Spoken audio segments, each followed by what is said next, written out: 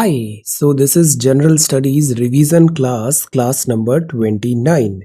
Polity, Geography, History, Economics और Current Affairs के हम ये सारे topics in about 30 minutes of time में cover करेंगे. Let us start with Polity. Polity के कुछ quick facts देखते हैं. The provision regarding division of taxes between union and state can be suspended during national emergency. Constitution में लिखा है, एक होता है आर्टिकल 280. इसमें जो टैक्स कलेक्शन है उसका डिस्ट्रीब्यूशन होता है vertically centre to state and horizontally 21 states में. बट ये जो टैक्स डिस्ट्रीब्यूशन है during time of national emergency halt हो सकता है, सस्पेंड हो सकता है. Amendment procedure of the constitution of India has been modelled on the constitution pattern of South Africa. South Africa का जो कॉन्स्टिट्यूशन है, अमेंडमेंट प्रोसीजर है, हमारा अमेंडमेंट प्रोसीजर भी उससे इंस्पायर्ड है. किस पार्ट ऑफ कॉन्स्टिट्यूशन में और किस आर्टिकल में अमेंडमेंट प्रोसीजर मेंशन है, अमेंडमेंट के बारे में मेंशन है. Article what? If finance minister fails to get annual budget passed in the Lok Sabha, तो प्राइम मिनिस्टर मतलब जो कॉम है उससे ये पता चलता है कि उनके पास कॉन्फिडेंस नहीं है लोकसभा का, तो रेजिग्नेशन वहां पे डिमांड किया जा सकता है. जो एनुअल बजट है, एनुअल फाइनेंशियल स्टेटमेंट, एक्चुअली इसको पॉलिटी में कॉन्स्टिट्यूशन में कहा गया है. ये किस आर्टिकल में है? Answer, annual financial statement. Controller and auditor general acts as the guardian of the public finance. Guardian, controller and auditor general का आर्टिकल बताइए. Controller and auditor general holds office for a term of 6 year. 6 साल का इनका tenure होता है. Controller and auditor general is intimately connected with the committee जिसका नाम है पब्लिक अकाउंट कमिटी. तो इसको ऐसे याद रखना है, CAG is a friend of PAC. ये दोनों बहुत, जो PAC होती है ये पार्लियामेंट की इंपॉर्टेंट कमिटी है जो फाइनेंसेस जो हुए गवर्नमेंट एग्जीक्यूटिव के, वहां अकाउंटेबिलिटी सेटअप कराती है. और जो कैग है ये बुक बिल्डिंग कर रहा है. तो कैग और पैक का बहुत क्लोज रिलेशन होता है. Attorney general of India highest legal officer होता है यूनियन गवर्नमेंट का. किस आर्टिकल में अटॉर्नी जनरल है और अटॉर्नी जनरल प्रेजेंट का नाम भी बताइए. फाइनेंस कमीशन जो होता है इसका टर्म होता है 5 इयर्स. अभी लेटेस्ट कौन सी फाइनेंस कमीशन आई है और किस ऑफिसर के नाम पे है? Tell. Attorney general of India wishes to tender his resignation before the expiry of his term. तो जो लेटर है रेजिग्नेशन का वो एड्रेस होगा प्रेसिडेंट को. 3 टाइप की सर्विसेज कॉन्स्टिट्यूशन में है. एक होती है all India services, central services और स्टेट सर्विसेज. ऐसे 3 टाइप की सर्विसेज है. ऑल इंडिया सर्विसेज भी सब नहीं होती, 3 हैं बस जो ऑल इंडिया सर्विसेज हैं, उनके नाम बताइए. So all India central and state services, president को resignation attorney general, 5 year finance commission article 280, legal officer highest attorney general, PAC and CAG 6 years का कैग का टर्म होता है. गार्डियन ऑफ पब्लिक फाइनेंस है कैग. देन एनुअल बजट होता है. Submit resignation अगर नहीं पास हुआ तो. साउथ अफ्रीका से इंस्पायर्ड है अमेंडमेंट और नेशनल इमरजेंसी के टाइम पर टैक्स डिस्ट्रीब्यूशन यूनियन और स्टेट में सस्पेंड हो सकता है. ओके, हमारे यहाँ चलता है पार्लियामेंट्री सिस्टम. तो ये इंडियन पार्लियामेंट्री सिस्टम है. इंडियन पार्लियामेंट्री सिस्टम में एक होता है प्रेसिडेंट. प्रेसिडेंट को हेड ऑफ स्टेट बोलते हैं. इंडियन पार्लियामेंट सिस्टम में ही एक होती है एग्जीक्यूटिव ब्रांच. एग्जीक्यूटिव ब्रांच में प्राइम मिनिस्टर, कॉम हुआ, एडमिनिस्ट्रेटिव मशीनरी हुआ, ये सब चीज होता है. और एग्जीक्यूटिव ब्रांच का ये जो हेड होता है वो होते हैं प्राइम मिनिस्टर. तो प्रेसिडेंट हेड ऑफ स्टेट है, prime minister head of government है. Okay, de facto and de jure. अब तीसरा, जैसे अब लेजिस्लेचर होता है, मॉन्टेस्क्यू ने ऑलरेडी कहा है कि सब में सेपरेशन होना जरूरी है. अब जो लेजिस्लेचर होता है वो इंडिया में बाय कैमरल होता है. लोकसभा, राज्यसभा, ऐसे 2 होते हैं. लोकसभा जो होती है, तो जो गवर्नमेंट है वो प्राइमरली कॉम जो अकाउंटेबल होती है वो लोकसभा में होती है. और लोकसभा में ही नो कॉन्फिडेंस मोशन आ सकता है गवर्नमेंट के अगेंस्ट. तो अगर लोकसभा का कॉन्फिडेंस गया, गवर्नमेंट को करना पड़ता है रिजाइन. अब ये जो इंडियन पार्लियामेंट्री सिस्टम है इसका अगर रूट्स देखें तो ये वेस्टमिंस्टर जो है यूनाइटेड किंगडम का, उससे इंस्पायर्ड है. तो ये बेसिक्स है हमारे, लेजिस्लेचर, एग्जीक्यूटिव ब्रांच और ये प्रेसिडेंट, एग्जीक्यूटिव, लेजिस्लेचर मतलब कानून बनाना, Rajya Sabha, Lok Sabha, bicameral. Okay, अब वन बाय वन हम सबसे पहले देखते हैं, लोकसभा भी पढ़ेंगे, राज्यसभा भी पढ़ेंगे। पहले राज्यसभा देखते हैं। तो राज्यसभा में कितने होते हैं? 250 होते हैं, और जो 12 होते हैं वो नॉमिनेटेड होते हैं। तो जो 238 हैं वो आते हैं स्टेट्स एंड यूटी से, और elected by the method of indirect election. मतलब हमने जिन विधायकों को चुना है वो फिर आगे हमारा सेंड करेंगे member of parliament in Rajya Sabha. तो ये इनडायरेक्ट इलेक्शन है। और जो 12 हैं वो प्रेसिडेंट नॉमिनेट करते हैं। तो 230 प्लस 8 प्लस 12 दैट इज 250। अब ये नॉमिनेशन का क्राइटेरिया क्या है? ऐसे लोग जिनको नॉलेज है literature, science, art, social services में, उनको हम नॉमिनेट करेंगे, और ये प्रेसिडेंट का डिस्क्रिशन है। स्टेट्स जो हैं उनको प्रोपोर्शनेट रिप्रेजेंटेशन दिया है अकॉर्डिंग टू पॉपुलेशन। जैसे यूपी से 31 सीट्स है राज्यसभा की, नागालैंड के पास केवल एक ही सीट है। Population is the criteria. ये 4th शेड्यूल में मेंशन है distribution of seats of Rajya Sabha. Presently Rajya Sabha में 245 हैं, 233 इलेक्टेड हैं और 12 नॉमिनेटेड हैं। तो दिस इज दैट। अब 28 स्टेट्स हैं। दिल्ली, जम्मू एंड पुडुचेरी पार्टिसिपेट करेंगे राज्यसभा इलेक्शन, बिकॉज टेक्निकली यहाँ पर इनका खुद का विधानसभा भी है। टेन्योर ऑफ राज्यसभा क्या होता है? ये एक परमानेंट बॉडी है, तो इसका एज सच कोई टेन्योर नहीं है, ये कभी डिसॉल्व नहीं होगी। 1/3 of its members retire every 2 year. हर 2 साल में इसके 1/3 मेंबर रिटायर होंगे और नए मेंबर आ जाएंगे। तो ऐसे कॉन्टिन्यूटी में चलता रहेगा ये। रिटायरमेंट मेंबर्स जो हैं वो री इलेक्शन के लिए भी इलिजिबल है, री नॉमिनेशन के लिए भी इलिजिबल है। तो अब देखना, बहुत सारे हैं मेंबर्स जो मतलब बार बार राज्यसभा से इलेक्ट होके आ जाते हैं। एक टर्म खत्म होता है, दूसरा टर्म चालू हो जाता है।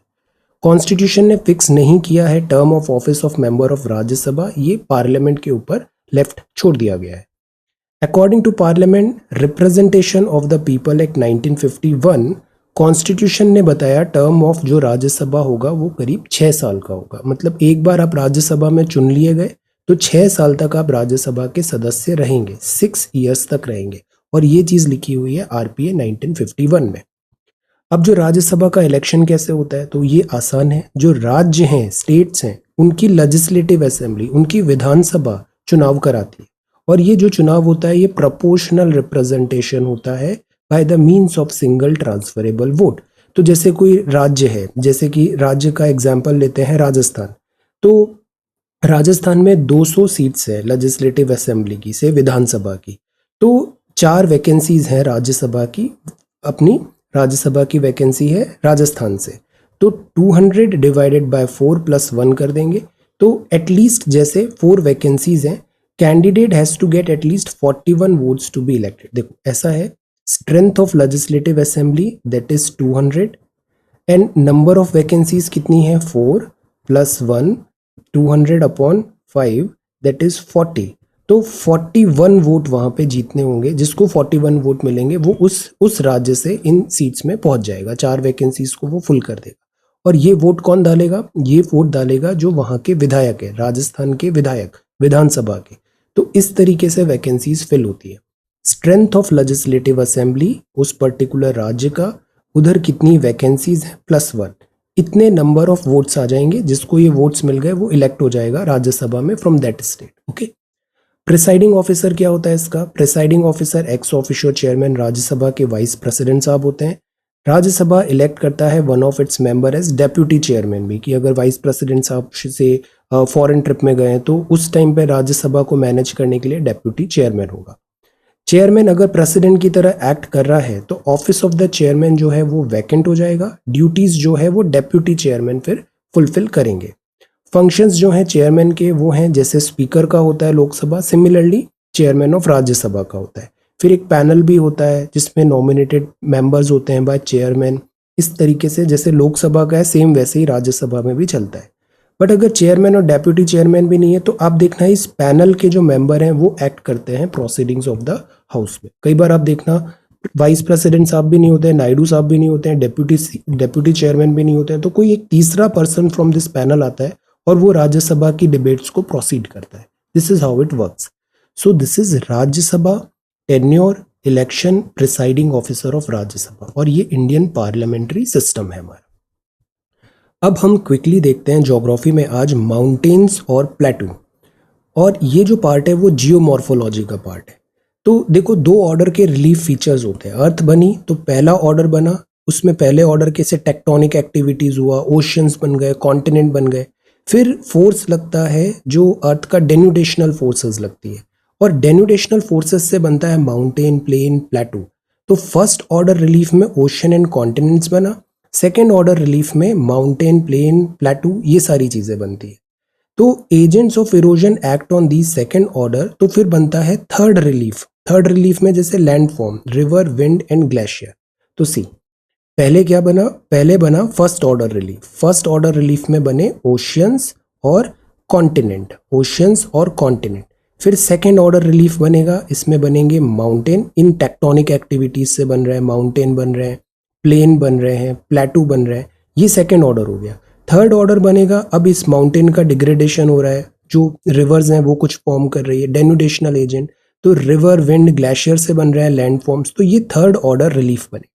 First order, second order, third order. अब माउंटेन्स क्या होते हैं, माउंटेन सिग्निफिकेंट फीचर होते हैं, ये सेकेंड ऑर्डर कहलाते हैं, माउंटेन सेकेंड ऑर्डर होते हैं। माउंटेन रिज, रिज क्या होता है, ऐसा एक नैरो हाई हिल है, मतलब ऐसा जैसे 2D में आप देखो एक इस टाइप का रिज बना हुआ है, एक ऐसा नैरो, एक इलोंगेटेड फॉर्म का एक माउंटेन का रिज बना हुआ है, this is narrow like this, और आसपास स्लोप है बहुत ज्यादा, तो इसको कहते हैं माउंटेन रिज।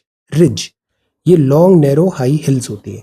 माउंटेन रेंज क्या होता है, जैसे हिमालयन रेंज है, इसमें जैसे ग्रेटर माउंटेन की एक हो गया, फिर नीचे एक दूसरा, फिर शिवाल, ऐसे ये एक पूरा रेंज बन गया है माउंटेन और हिल्स का और बहुत सारी रिजेस का, तो ये माउंटेन रेंज हुआ। माउंटेन की चेन कैसे होती है, बहुत सारे पैरेलल लॉन्ग नैरो माउंटेन्स चल रहे हैं डिफरेंट डिफरेंट पीरियड के, जैसे रॉकीज एंडीज में भी माउंटेन चेन दिखती है, तो this is mountain chain. Group क्या है, बहुत ज्यादा अनसिस्टमैटिक पैटर्न है डिफरेंट माउंटेन सिस्टम का, तो वो ग्रुप हो गया। So the point is mountain बन गए, what are mountains, mountains like ऐसे इलोंगेशन हो गया है अर्थ की सरफेस में, ऐसे एल्टीट्यूड आ गया, हाइट आ गई है, दैट इज माउंटेन। और ये माउंटेन प्लेटू से अलग होते हैं, प्लेटू ऐसा फ्लैट होता है, माउंटेन ऐसा ऐसे होते हैं, फ्लैट नहीं होते। तो ये माउंटेन का पैटर्न्स हो गए कि वो अलग केवल रिज है या रेंज है या चेन है, ग्रुप है, सिस्टम है। हमें जो प्राइमरली पता होना चाहिए कि उनका ओरिजिन कैसे हुआ, माउंटेन्स का ओरिजिन कैसे हुआ। तो एक तो होता है टेक्टोनिक, जैसे इंडो ऑस्ट्रेलियन प्लेट आई, उसने टक्कर मारी यूरोपियन प्लेट को, और फिर उस टक्कर से ऊपर ऐसे फोल्ड क्रिएट हो गया, फोल्ड क्रिएट हो गया, और that is called this Himalaya. तो स्ट्रक्चरल और टेक्टोनिक माउंटेन्स होते हैं, जैसे कि फोल्ड माउंटेन, फोल्ड माउंटेन में एक यंग फोल्ड माउंटेन होते हैं, जैसे कि एल्प्स यूरोप का, रॉकीज जो है नॉर्थ अमेरिका का, एंडीज है साउथ अमेरिका का। ये जितने भी नाम मैं यहाँ बता रहा हूँ, इसको आज ही एटलस में अच्छे से देखना है, रिवीजन बहुत जरूरी है। हिमालय एशिया का, एटलस नॉर्थ अफ्रीका का, प्रीलिम्स का सवाल है। तो ये यंग फोल्ड माउंटेन्स है, फोल्ड क्रिएट हो गया है इस टाइप से, फोल्ड फोल्ड क्रिएट हो गया है। जैसे आप एक देखो बेडशीट है ना, बेड पे एक बेडशीट रखी हुई है, इधर से फोर्स करो, इधर से फोर्स लगाओ, तो ऐसे उभार बन जाता है, that is called this fold mountain, folding हो गई है यहाँ पे, यंग फोल्ड माउंटेन। तो similarly Himalayan plate, Indo Australian plate is going from here to this south to north, ऐसे हिट कर रही है, यहाँ पे यूरोपियन प्लेट आ गई है, दोनों की टक्कर से ऐसे ऊपर अपीवल हो गया, दैट इज हिमालय। तो इस तरीके से यंग फोल्ड माउंटेन है, ये स्टिल राइजिंग है और अभी भी इन्फ्लुएंस है टेक्टोनिक फोर्सेस का। मैच्योर्ड है मतलब अब यहाँ पे टेक्टोनिक एक्टिविटी थोड़ी कम हो गई है, जैसे यूराल हुआ, अपलाचियन हुआ, त्यानशान हुआ, ये सारे थोड़े मैच्योर हो गए। ओल्ड मतलब अब ये डिग्रेडेशन चालू हो गया, जैसे कैलेडोनियन हुआ, विंध्याचल और अरावली भी ओल्ड फोल्ड माउंटेन हम बोल सकते हैं, तो इनको रेलिक बोलते हैं, डेन्यूडेशन है, ये अपनी लास्ट स्टेज पे है, कुछ टाइम बाद ये ऐसे फ्लैट हो जाएंगे, फ्लैट हो जाएंगे, माउंटेन गायब हो जाएगा, दिस इज द। फिर एक ब्लॉक माउंटेन होते हैं, ये टेंसाइल फोर्सेस हैं, ये प्राइमरली रिफ्ट वैली में बनते हैं, रिफ्ट वैली में, जैसे कि सबसे इंपॉर्टेंट नाम है ब्लैक फॉरेस्ट माउंटेन यूरोप का। तो फॉल्ट है, फॉल्ट है ना, बीच में ऐसे नीचे अगर डाउन चला गया, या फिर अगर इधर प्रेशर हो रहा है अप हो गया, तो व्हाट इज दिस कॉल, ये कहलाता है ब्लॉक माउंटेन। ब्लॉक माउंटेन, जैसे ये लैंड ऊपर रह गया, बाकी नीचे का नीचे नीचे चला गया जमीन, दैट इज कॉल्ड फिर ब्लॉक माउंटेन। तो ये ब्लॉक माउंटेन कहलाते हैं। ब्लॉक ये बनते हैं जब अर्थ के सरफेस पे फॉल्ट होता है, फॉल्ट, और इसका सबसे इंपॉर्टेंट एग्जांपल है ब्लैक फॉरेस्ट माउंटेन यूरोप का, रिफ्ट वैलीज में बनते हैं ये। देन डोम माउंटेन्स होते हैं, ये मैग्नेटिक इंट्रूजन है, कुछ अप वॉर्प हो गया है क्रिस्टल सरफेसेस का, लावा डोम है, लैकोलिथिक सॉल्ट डोम्स है, ये चीज है डोम माउंटेन। ये सारे जो फिगर्स आपको देखने ना डायग्राम्स, ये जेसी लियोंग बुक में बहुत अच्छे डायग्राम्स दिए हुए हैं, उसको एक बार रिवाइज करिएगा। फिर वॉल्केनिक माउंटेन होते हैं, जैसे मोना लोआ हवाई का, माउंट फूजी हो गया, ये वॉल्केनिक है। इरोजनल और रेलिक्ट माउंटेन होते हैं, जैसे अरावली हुआ, ईस्टर्न वेस्टर्न घाट्स, ये भी काफ़ी पुराने हो गए माउंटेन, स्टेबल हैं ये। तो ये जो चीज़ें हैं ये सारे हैं जियोमॉर्फोलॉजी के फर्स्ट ऑर्डर हुआ कॉन्टिनेंट ओशन, सेकेंड ऑर्डर हुआ माउंटेन्स प्लेन्स एंड प्लेटू। अब थर्ड ऑर्डर हम बाद में देखेंगे। और माउंटेन्स देख लिया, अब एक अपन प्लेटू देखते हैं आगे। तो ये हुए माउंटेन्स के टाइप, डिफरेंट माउंटेन्स, स्ट्रक्चरल और टेक्टोनिक, ब्लॉक माउंटेन, डोम माउंटेन, वॉल्केनिक, इरोजनल, रेलिक्ट एटसेट्रा। अगर प्लेटू की बात करें तो प्लेटू भी ऐसे ही एल्टीट्यूड है, बट ऊपर से ये फ्लैट है, तो ये टेबल के टाइप का होता है, टेबल के टाइप। जैसे तिब्बतन प्लेटू हुआ, हाइट पे है पर ऊपर फ्लैट है, तो दिस इज प्लेटू। प्लेटू एक्सटेंसिव एरिया होता है जो flat and rough top surface होता है, बट जो साइड है वो स्टीप साइड वॉल है। तो जस्ट लाइक टेबल की तरह होता है प्लेटू, हाइट है बट ऊपर से फ्लैट है। तो ये 18% ऑफ अर्थ लैंड सरफेस है, so this is very important. 300 metre तक इसकी हाइट होती है। अब प्लेटू भी अगर हम देखें तो एक्सोजेनेटिक फोर्सेस है। देखो, एक्सो मतलब अर्थ के बाहर की फोर्सेस, एंडो मतलब अर्थ के अंदर की फोर्सेस, जैसे कि वहाँ पे प्रीमॉर्डियल हीट है, कन्वेक्शन करंट है, एनर्जी आ रही है, ये अर्थ के अंदर से आ रही है, तो वो प्रीमॉर्डियल फोर्सेस होंगी। एक्सोजेनेटिक फोर्सेस होंगी जो अर्थ के बाहर से लग रही है। ग्लेशियल प्लेटू है, ये ग्लेशियर्स के थ्रू बन जाते हैं। फ्लूवियल प्लेटू है, ये रिवर्स के थ्रू बन जाते हैं। एओलियन प्लेटू है, ये दिस विंड के थ्रू बन जाते हैं। जैसे पोतवार प्लेटू है पाकिस्तान का, लोएस्ट प्लेटू है चाइना का। तो ये एग्जांपल्स है, इन सबको भी आज मैपिंग में जरूर देखना है। हमारा बहुत बड़ा मैपिंग का पार्ट ऐसे कवर हो जाएगा। जस्ट आप भी थोड़ा सा इसको एफर्ट डाल के डेली का डेली होमवर्क कंप्लीट करो। प्लेटू जो है एंडोजेनेटिक से क्या होता है, जैसे इंटर माउंटेन प्लेटू होता है। अब इंटर माउंटेन, दो पहाड़ों के बीच में, प्लेटू विच आर पार्टली और फुल्ली एंडोस्ड बाय माउंटेन्स, उसको कहते हैं इंटर माउंटेन। जैसे कि माउंटेन बिल्डिंग प्रोसेस है, बट वर्टिकल अपलिफ्ट हुआ और साथ में एडजॉइनिंग एनक्लोज लैंड्स भी आ गई। तो जैसे तिब्बतन प्लेटू है, Himalaya Tibetan plateau, Bolivian plateau, Peruvian plateau, Colombian Mexican plateau, inter mountain. G C Leong excellent diagrams दिए हुए हैं इसके, इंटर माउंटेन प्लेटू। फिर एक आता है पिडमॉन्ट प्लेटू, ये फुट ऑफ द माउंटेन पे होते हैं और ऑपोजिट साइड में कोई प्लेन या ओशन है, तो ये पिडमॉन्ट हो गया। माउंटेन है, फिर ऐसे करके कोई एक प्लेन एंड दिस आ गया, तो दिस इज कॉल्ड पिडमॉन्ट। ये प्लेटू भी अभी डेनुडेशन वाली एज में होता है। अब इसके बाद जैसे इसका एग्जांपल है पिडमॉन्ट का अपलैचियन प्लेटू और पैटागोनियन प्लेटू अर्जेंटीना का। एटलस में ये सारी एंट्रीज आज ही करना है। डोम प्लेटू क्या होते हैं, ये डोम है, लैंडमास अपलिफ्ट हो गया लाइक दिस, जैसे कि ओजार्क प्लेटू, छोटा नागपुर प्लेटू झारखंड का। लावा प्लेटू मतलब लावा फॉर्मेशन हुआ, बाहर निकला, उसने एलिवेटेड प्लेन बना दिया, एलिवेटेड टेबल लैंड बना दिया, तो वो लावा प्लेटू हो गया। जैसे महाबलेश्वर का प्लेटू, पंचगनी का टेबल लैंड, ये सब लावा प्लेटू है। कॉन्टिनेंटल प्लेटू क्या होता है, एब्रप्ट राइज हुआ फ्रॉम द लोलैंड और फ्रॉम द सी, जैसे डेक्कन का प्लेटू है इंडिया का, ये कॉन्टिनेंट प्लेटू है। रांची हुआ, Shillong, Columbia, Mexican, these are continental. Then coastal plateau, coast में होता है, जैसे Coromandel plateau. Desert plateau Arabian plateau हो गया। ह्यूमिड प्लेटू जैसे शिलोंग का हो गया, असम, महाबलेश्वर। यंग प्लेटू में जैसे कोलोराडो हुआ, महाबलेश्वर। ऐसे डिफरेंट इनको हमने क्लासिफाई कर रखा है। What is important here is कि हमको इनकी एक लोकेशन पता होनी चाहिए। जैसे अपलैचियन है, ये कहाँ पर है, यूएसए में। हजारीबाग कहाँ है, झारखंड में। रांची, मिसौरी प्लेटू कहाँ है, यूएसए में। ये रिजुवनेटेड हो गया। ये रिजुवनेटेड का मतलब होता है पहले वो फ्लैट हो गया था, बट फिर से टेक्टोनिक एक्टिविटी स्टार्ट हुई और फिर से वहाँ पे एलिवेशन आ गया, तो वो रिजुवनेटेड प्लेटू हो गया। ऐसी रिजुवनेटेड रिवर्स भी होती है, लाइक दैट। तो what is your homework for today is, ये जितने भी यहाँ पे हाईलाइट किए हैं इन सबको आज ही हमें एटलस में एंट्री करनी है, इन सारी चीजों की। ओके, तो ये हो गया प्लेटू और ये हो गया this mountain. So this is geography. अब हिस्ट्री में हम बात करते हैं, दो होता है, निर्गुण और सगुण। निर्गुण मतलब फॉर्मलेस गॉड की तरफ वो बिलीव करते हैं, जैसे कि Kabir. He was brought up in the house of a Muslim weaver. Kabir said that creator is one, he God called by many names, जैसे कि रामा, हरि, गोविंदा, अल्लाह, रहीम, खुदा एटसेट्रा। तो इट इज द रीजन कि सूफी में भी इनका नाम आता है और हिंदू में राम भक्त कहलाते हैं। सिख जो हैं, जो इनके जो लर्निंग्स हैं, सॉन्ग्स हैं, वो आदि ग्रंथ में भी आया गया है। तो this is Kabir. Kabir is very very important. तो रिलीजन के बारे में बताया उन्होंने, मीनिंगलेस बताया उसे। बहुत सारे जो हमारे सोसाइटी में ढोंग जिसे हम बोल सकते हैं, बहुत सारी प्रैक्टिसेस है जिसका कोई लॉजिक नहीं है, उन सबको कबीर ने अपने दोहे, साखी एटसेट्रा पे वहां पर कमेंट भी किया है। तो ये चीज दोहाज में है, दोहाज साखी। जो लर्निंग है कबीर की वो बहुत प्रैक्टिकल लर्निंग्स पे उन्होंने फोकस किया है, प्रैक्टिकल लर्निंग्स में। तो ये कबीर के दोहे हैं, जैसे कबीर के दोहे, व्हेन यू गेट टाइम इसको एक बार आप देखना, बहुत अच्छा इन्होंने दोहे लिखे हुए हैं जिसपे इन्होंने कमेंट्स लिखा है, दोहा साखी। अब कबीर एम्फेसाइज की सिंप्लिसिटी होना चाहिए, bhakti was the easiest way to attain God. फिर प्रिवेलेंट रिलीजियस बिलीफ पे आपने उस पर सवाल उठाए। फिर इसके बाद इन्होंने दोहों के थ्रू जो बेसिक, जो मास स्केल में जो बातें बताई जा सकती है उसके लिए बहुत अच्छा काम किया। दैट इज वाई आपकी पोएट्री बहुत फोर्सफुल और डायरेक्ट है, हर कोई रिलेट कर सकता है उससे। This is Kabir. तो याद क्या रखना है, दोहा साखी एंड कबीर के दोहे। अब फिर दादू दयाल हैं, इस पे भी एक सवाल आया है। अहमदाबाद में मुस्लिम पेरेंट्स में हुआ था, looked after bye Hindu. Teachings जो है वो है बानी, बानी में लिखा है। डिसाइपल्स कौन है, सुंदरदास, वरीद, राजा एंड बैखम।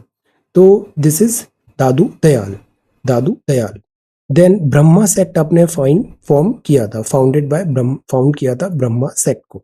फिर गुरु नानक देव जी है, आप भी निर्गुण, born in village of Talwandi now called Nankana 1469 में। आपने प्रीच किया कि एक casteless, universal, anti ritualistic, monotheistic और हाईली स्पिरिचुअल रिलीजन होना चाहिए।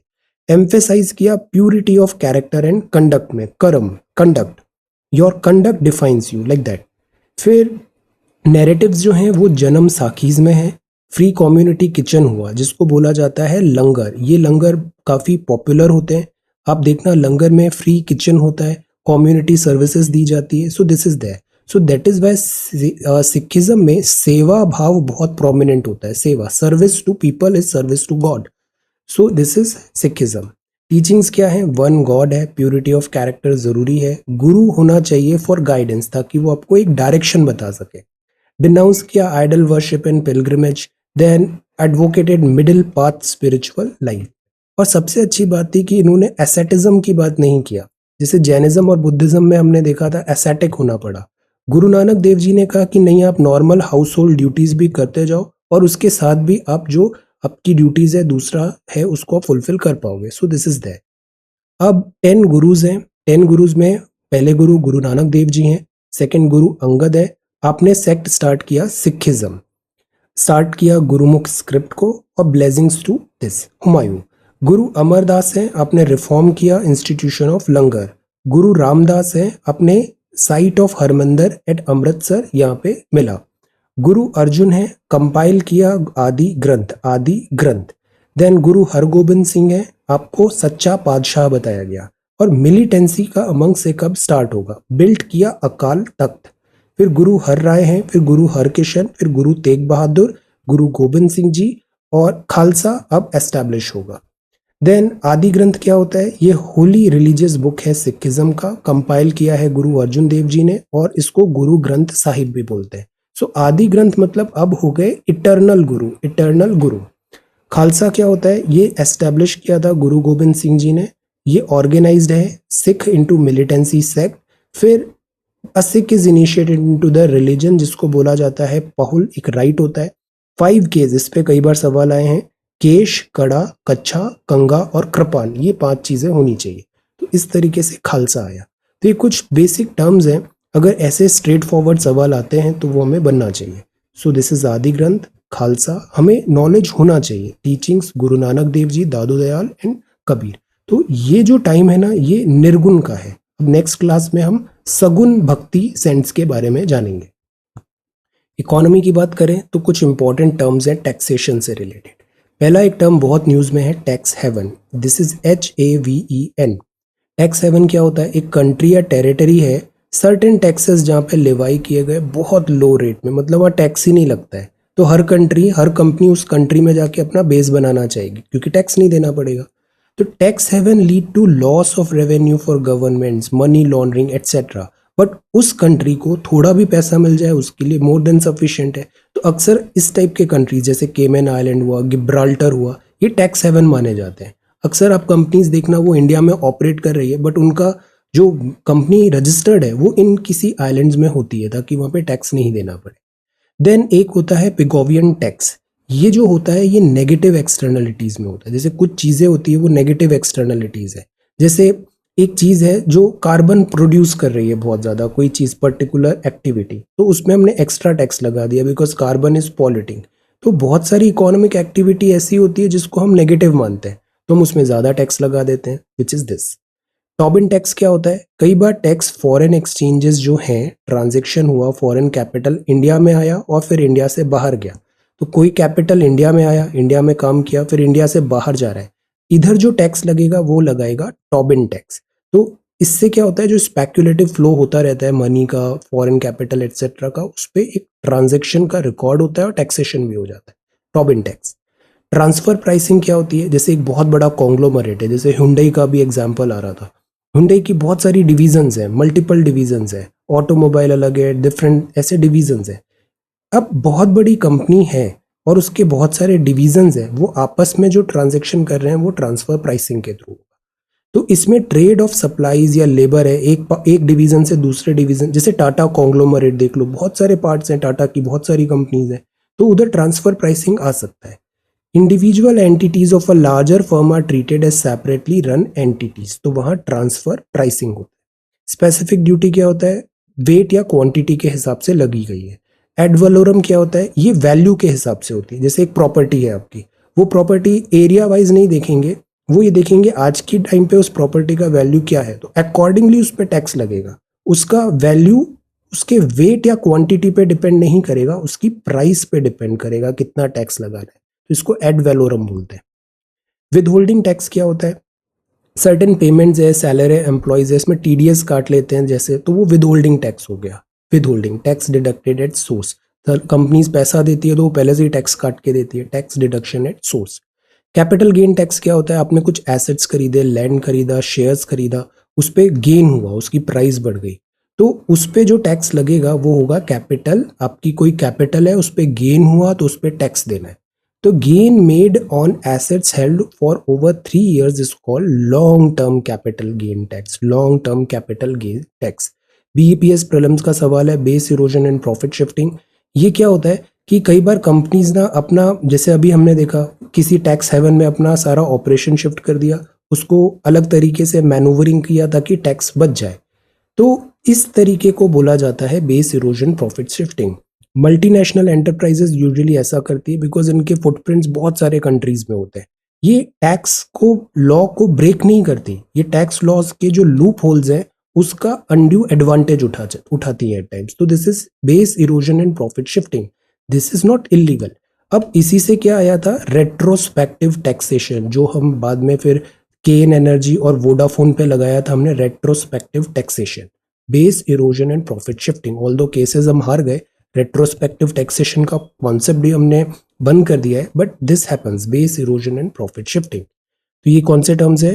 टैक्स हेवन जाना हमने, Pigouvian tax, Tobin tax, transfer pricing, specific duty, ad valorem, withholding tax, capital gain tax and base erosion profit shifting. कुछ और टर्म्स देखते हैं। Tax evasion क्या होता है? टैक्स इवेजन मतलब होता है टैक्स को आपने इस तरीके से रीराउट किया, मैनुपुलेट किया कि आपका टैक्स नहीं लगा उसमें, या कुछ कम हो गया, टैक्स लायबिलिटी कम हो गया रिपोर्टिंग में या फिर इनकम में, लाइक दैट, तो that is called tax evasion. Tax shifting क्या होता है? सम टैक्स बर्डन एक एंटिटी का सब्सिडरी में दे दिया या किसी और फर्म के ऊपर आपने टैक्स को ट्रांसफर कर दिया, तो वो टैक्स का शिफ्टिंग होता है। टैक्स शिफ्टिंग और tax swap is a change in taxation that eliminates और रिड्यूस वन और सेवरल टैक्सेस और दूसरे किसी हेड में आपने डाल दिया, जैसे अभी ट्रांसफर प्राइसिंग भी देखा था हमने। टैक्स का शिफ्टिंग। टैक्स अवॉइडेंस क्या होता है? रिड्यूस कर रहे हैं, और tax avoidance with in the law होता है, विद इन द लॉ होता है। हमने लॉ में ही इस तरीके से इस एटीसी लगा दिया, समथिंग लाइक दैट, तो हम विद इन लॉ कर रहे हैं बट टैक्स को हम कम करने की कोशिश कर रहे हैं। तो टैक्स शैटरिंग भी एक टर्म होता है, सिमिलर टर्म है। टैक्स हेवंस भी एक होता है, रिड्यूस्ड टैक्स को लाने के लिए, टैक्स को कम करने के लिए। फिस्कल स्पेस क्या होता है? जैसे हर गवर्नमेंट जो होती है वो खर्चे ज़्यादा करना चाहती है, वेलफेयर का, कैपिटल का, एटसेट्रा। फिस्कल स्पेस क्या होता है? फिस्कल स्पेस मतलब गवर्नमेंट के पास कितनी फ्लेक्सिबिलिटी है स्पेंडिंग की, चॉइसेस की, स्पेंडिंग करने की, जैसे room in governments budget that allows it to provide resources for a desired purpose without jeopardizing the sustainability of its financial position और stability of the economy। इसका एक एग्जांपल देता हूँ, जैसे सेल्फ रिलायंट इंडिया, कोविड-19 difficulty आई, हम usually क्या करते हैं, 90% एफिशिएंसी से ही काम कर रहे हैं, 10% का हमारे पास फिजिकल स्पेस है, अचानक कोई इमरजेंसी आई, खूब खर्चे करने पड़ रहे हैं अपन, तो उस टाइम पे हम इस फिजिकल स्पेस को यूटिलाइज करते हैं। आरबीआई बहुत टाइम से अकोमोडेटिव पॉलिसी अपना रहा था, एक क्योंकि उसको इकोनॉमी रिकवर करना है, बट अब इन्फ्लेशन भी बढ़ने लग गया, तो अब उसके पास ज़्यादा फिजिकल स्पेस नहीं बचा है, अब उसको टाइट करनी पड़ेगी अपनी अकोमोडेटिव स्टांस। तो दिस इज लाइक हेड कितना बचा है, हेडरूम कितना है आपके पास, लाइक दैट। तो हायर फिजिकल डेफिसिट होता है, इससे क्या होता है, डेट बढ़ता है, उधार बढ़ता है, नॉट एट ऑल राइट। तो इसके लिए एक विजय केलकर कमेटी आई थी फिजिकल कंसोलिडेशन की। तो हमने क्या जाना, Vijay Kelkar committee, fiscal consolidation, fiscal space, tax avoidance, shifting and evasion. Okay, अब एक बहुत इंपॉर्टेंट टॉपिक है करंट अफेयर्स में, वो है आईसीडीएस।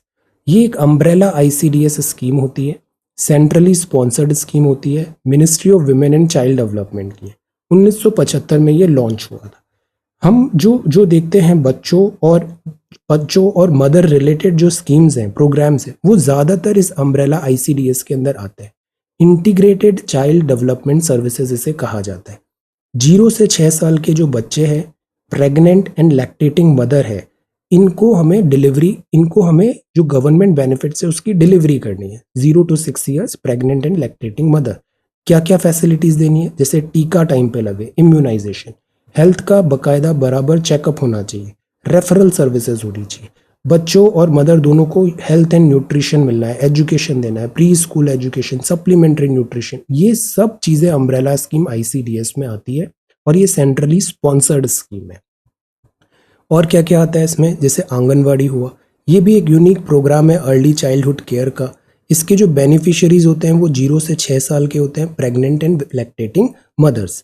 अब यहाँ क्या होता है, सप्लीमेंट्री न्यूट्रिशन देना है उन्हें, pre school non formal education देना है, न्यूट्रिशन हेल्थी एजुकेशन देना है, immunisation, health checkup, referral services, ये सब आंगनवाड़ी सर्विस सेंटर में प्रोवाइड किया जाता है। तो ये बड़ा इफेक्टिव है, प्राइमरी लेवल पे जाके हमने ये सारी सर्विसेज उन्हें दिया, गुड थिंग। अब इसमें सप्लीमेंट्री न्यूट्रिशन भी होता है, टेक होम राशन भी है, हॉट कुक्ड मील भी है, मॉर्निंग स्नैक्स भी हैं, और importance for vulnerable house holds होता है, बिकॉज आज ही हमने कल परसों न्यूज़पेपर में पढ़ा था फूड वैक्सीनेशन, तो दिस इज़ रियली गुड। फिर एक प्रधानमंत्री मातृ वंदन योजना होती है, इसमें कैश इंसेंटिव 5,000 का मिलता है 3 इंस्टॉलमेंट में, डायरेक्ट अकाउंट में आता है। Pregnant women and lactating mother, direct benefit transfer होता है ड्यूरिंग प्रेगनेंसी और lactation in response to individual fulfilling specific condition. तो ये मातृ वंदन योजना 5,000 रुपए डीबीटी।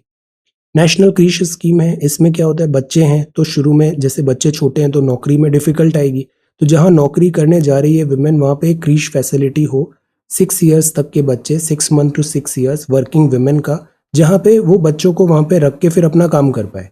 तो फैसिलिटीज प्रोवाइड होती है 7.5 hours day, 26 days in a month. जो बच्चे छोटे होते हैं उनको nutrition, child care, education, health and sleeping facility वगैरह कृषि स्कीम में उन्हें प्रोवाइड किया जाता है, ताकि अगर वर्क स्टॉप नहीं हो। वरना अक्सर क्या होता है, जब प्रेगनेंसी है या फिर बच्चे छोटे होते हैं तो मोस्ट वुमेन अपना जॉब खो देती है, वर्क नहीं कर पाती। इस चीज़ के लिए ये होती है नेशनल कृषि स्कीम। फिर एक होती है एडोलेसेंट गर्ल्स के लिए, स्कूल गर्ल्स के लिए है 11 से 14 साल की, एम्पावर है, सोशल स्टेटस देना है, nutrition, life skill and home skills का। तो दिस इज एडोलेसेंट गर्ल्स के लिए। न्यूट्रिशनल, नॉन न्यूट्रिशनल कंपोनेंट भी देना है, जैसे आज ही हमने देखा अक्सर एनीमिया हो जाता है, तो nutrition, iron, folic acid supplementation दो, हेल्थ चेकअप करो, रेफरल करो, ये सब चीज़ें जो है वो दिस स्कीम में आता है।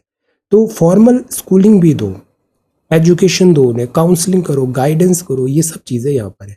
चाइल्ड प्रोटेक्शन है, कंट्रीब्यूशन वेलबींग ऑफ चिल्ड्रन के लिए होता है, वल्नरेबिलिटी वगैरह उनसे बचाओ। कई बार वल्नरेबिलिटी होती है तो अब्यूज़ होता है, नेग्लेक्टेड एक्सप्लॉयटेशन होता है, separation of children from parents हो जाता है, अबैंडनमेंट होता है, उसके लिए चाइल्ड प्रोटेक्शन स्कीम है। फिर पोषण अभियान भी बहुत इंपॉर्टेंट है। Stunting, under nutrition, anaemia, low birth weight babies जो है, इनको करेक्ट करने के लिए पोषण अभियान है। Mall nutrition, under nutrition, anaemia etcetera, focus करता है adolescent girl, pregnant women and lactating mother में। तो पोषण नाम में ही लिखा है पोषण। पोषण माह कब मनाया जाता है? Answer Poshan Abhiyan, child protection schemes, adolescent girls, creche scheme, Anganwadi and all. तो इसको अभी भी पोषण प्लस ऐसे करके रीब्रांडिंग करने का भी बात है। अब टैक्स रिलेटेड टर्म्स देखे हमने, टैक्सेशन के पॉइंट, और ये हिस्ट्री में हमने निर्गुण आज पढ़े, प्लेटू, and this is about mountain, parliament and quick facts. So thank you so much for watching this video. Take care, study well and be safe.